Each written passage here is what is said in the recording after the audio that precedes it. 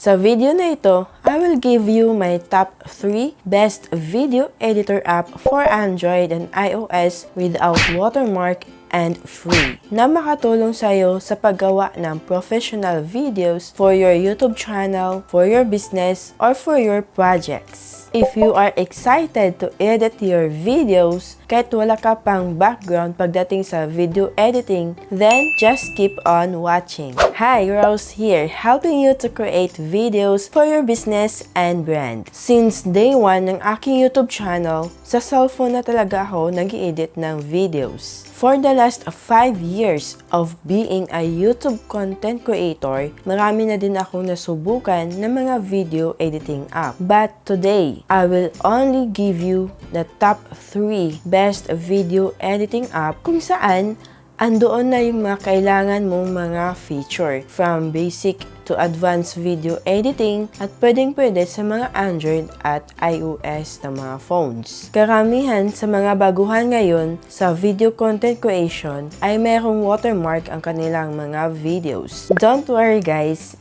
kasi ganyan din ako when I started. Based on my personal experience, may ibang app na sobrang bagal mag-extract ng video. Minsan, corrupted pa. Kaya, super excited ako na i-share sa'yo ang 3 apps na ito. First on my list, this app is perfect for beginners para sa mga low-spec na smartphone, user-friendly, and easy to use. So, if zero knowledge ka sa video editing, InShot app is best for you. I personally use this app lalo na nung nagsisimula pa lang ako sa YouTube at sa pag-i-edit ng mga videos. I also use this app to create YouTube Shorts, TikTok, at kapag nagmamadali ako at wala akong time na mag-edit sa laptop. Sa InShot, you can cut, trim, and split the video. Kapag nag-i-edit ako, ang first step na gagawin ko ay ang pag-cut and trim sa video. Nililinis ko muna ang lahat ng footage ko. Like, tinatanggal ko yung mga part ng video na marami akong pagkakamali. Yung dead air na part, yung words na paulit-ulit,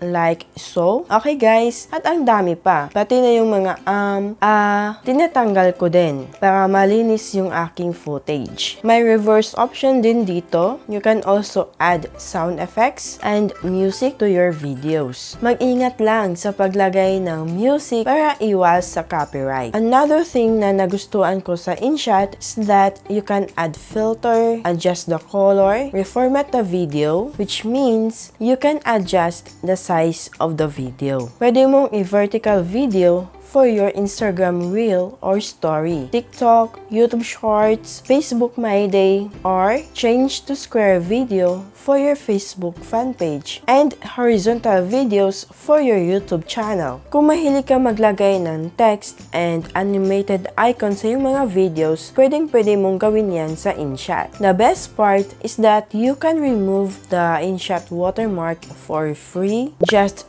click the remove this ones and then panoorin mo lang ang ads na lumalabas. You can also export and save your project in 1080p or in HD, na siguradong maganda ang quality ng video mo after saving it. Pero lagi mong tandaan, the higher the resolution, the higher the file size. You can download and use the InShot app for free, at kung gusto mo ma-unlock yung ibang features sa InShot, which is hindi mo siya magagamit kapag naka-free account ka lang, then you can upgrade your free account to paid account, kung saan meron kang 3 choices. My advice, i-try mo muna yung free version ng app bago ka mag-upgrade. Second, best video editing app for Android and iOS in my list is the VN or VlogNow. Simple and easy to use lang din ang video editing app na ito. Pack na pack sa mga beginners at meron din itong mga pro features na ma-access for free.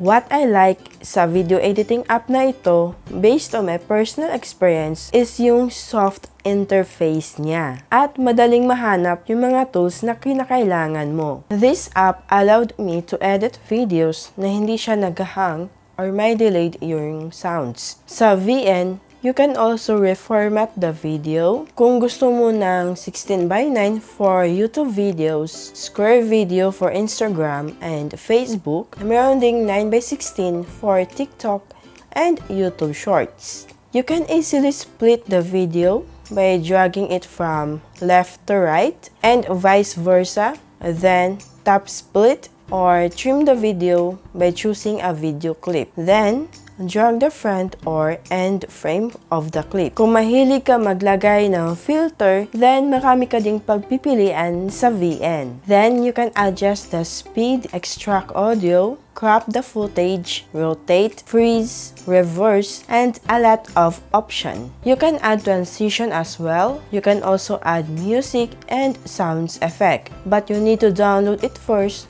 bago mo siya ma-add to your footage. So, dapat meron kang internet connection para magawa mo ito. You can also import your own music and background effects if you don't like the music na nasa app. You can add text on your video. Pwede ka mamili between custom text or simply choose the template na nasa video editing app. For B-roll and overlay naman, you can insert videos, photos, or stickers. As you can see, madali mo lang makikita yung mga tools na kinakailangan mo sa yung video editing. At siguradong hindi ka ma-overwhelm dito. You can export your project in 720p to 1080p and then 30 FPS or frames per second, or you can adjust to 60 FPS and adjust the bitrate. Again, this is free and no watermark. Just make sure na bago mo i-export ang iyong project, na-delete mo na yung end clip sa project mo, simply select video clip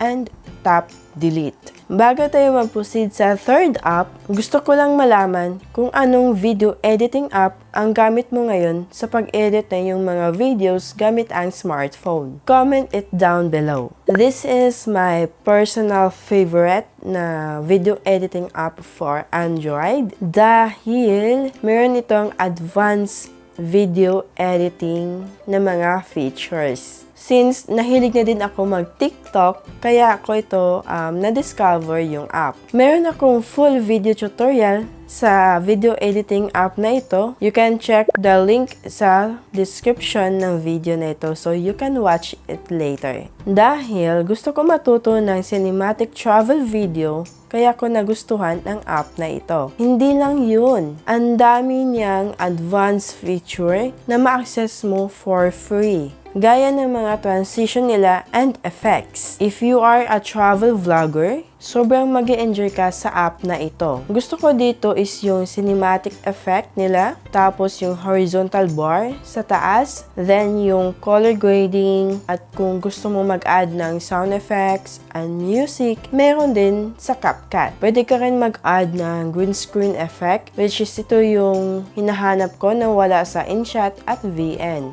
As of this recording. Nasa CapCut na ang basic to pro video editing like rough cut, add text, color grading, reformat. You can also stabilize your footage, lalo na sa mga shaky footage mo. You can also add your business logo. Dapat naka.png yung file, which means transparent yung background ng logo. And the good news, CapCut is free to download and use, and you can export your videos without watermark. Meron lang siyang logo sa end part ng video, pero pwede mo siyang i-delete. Just a recap guys, the 3 best video editing app for Android and iOS is the InShot, the VlogNow or VN, and the CapCut.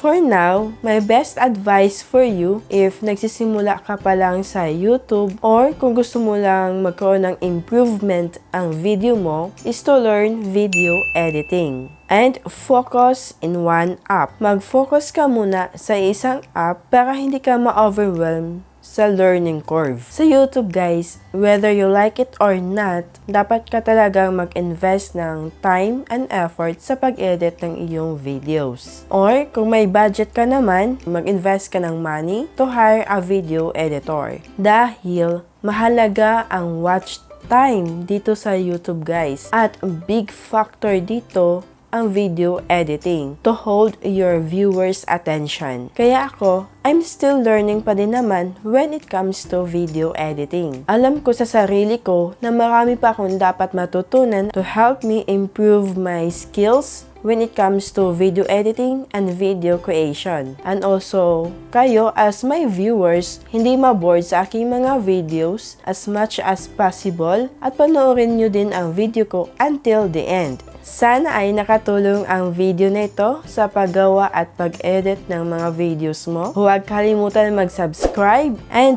turn on the notification bell para updated ka sa mga bago kong video tutorial. Always remember that all things are possible if you believe.